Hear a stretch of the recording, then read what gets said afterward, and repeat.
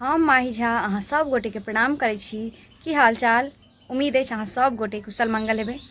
अपना सबके मिथिला में जे छै से पान माछ मखान बड़ा प्रसिद्ध छै। खास कऽ के माछ के बिना जे कहै छै से भोज नहीं पूर्ण भऽ पबै छै। और अपन सबके मिथिला के मैथिल जे छथिन कतौ रहैत माछ भातक भोज जे छै से नहीं छोड़ि सकै छथि। अपना सबके मिथिला में माछ से जुड़ल जे छै से बहुत रास जे छै से कहावत लोकोक्ति सब छै। अहाँ सब गोटे के बहुत रास बुझल हैत जेकरा अपना सब फकरा कहै छी मैथिली में।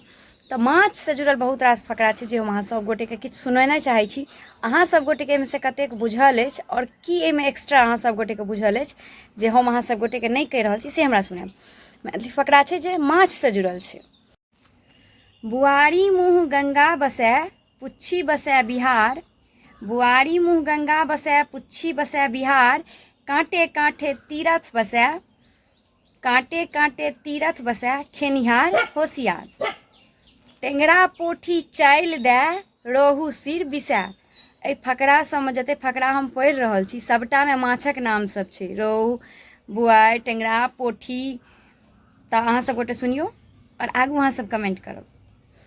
सरलो भुन्ना तरौहक दुन्ना। केकरो कुटिया केकरो झोर आ केकरो आँखि से बहे नोर। भुल्ला माछ कबै के झोर ओहि पर भुल्ला कंठी तोड़।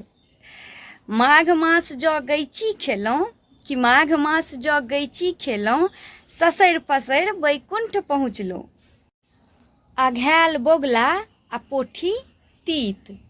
मारी माछ ने उपछी खत्ता कि मारी माछ ने उपछी खत्ता। एहि फकरा सबके अर्थ बड़ा गहीरगर होइ छै। सबटा फकरा के अर्थ हमरा बुझल अइ लेकिन अगर सबटा के हम अहाँके अर्थ सहित बतबऽ लागी तऽ बहुत लंबा वीडियो भऽ जेतै।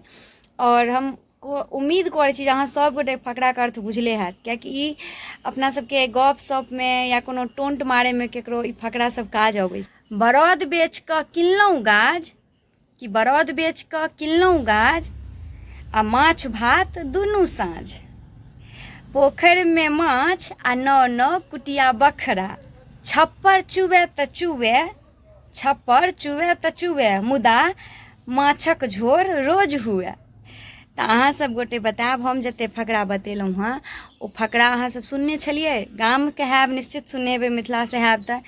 और अहाँ सब गोटे के एहि फकरा के अलावा और कोन फकरा सब अबैया कियाकि फकरा तऽ बहुत रास छै लेकिन माछ पर ई फकरा आधारित छलै। तऽ अहाँ सब गोटे बतायब जे माछ पर एकर अलावा कोन फकरा सब अबैया।